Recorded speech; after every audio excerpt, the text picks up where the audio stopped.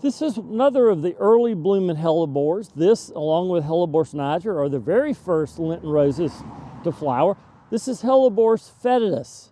And the common name foetidus, or the specific epithet foetidus, means stinking. Well, yes, well, what does it stink? Well, it's not the flowers, they have no smell. It's the foliage. And if you take the foliage and rub it on your hand, it has an odd smell. I certainly don't call it stinking, but it's a terrible name. I prefer the common name barefoot hellebores, because it does look like, for those that have seen such, I guess, the foot on a bear. This is what you call a stemmed hellebore. Most of the hellebores people know are very flat and don't produce any above ground stalks. This one produces a stalk that can get up to 3 feet tall. So it's a very different appearance.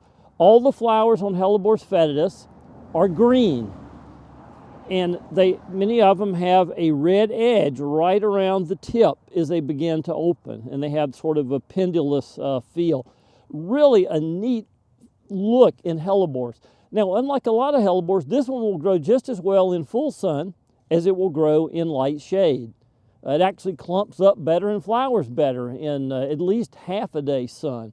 So you can grow this in a wide range of conditions as long as it's well drained. All hellebores must have good drainage in the wintertime. This one is fairly short-lived. So unlike a lot of hellebores, which will live for decades, this one doesn't. This has got about 3 to 5 years, and then it's gone. But the cool thing about it, it drops seed right at the base. So every year you have a new crop coming up. So you always have the plant. We've got patches here that are probably 35 years old, not the same plants, but they keep dropping seed in exactly the same place. And that's the beauty of Helleborus foetidus. So a great plant that looks good all through the summer, all through the winter, and it gives you this beautiful flowers in the dead of winter.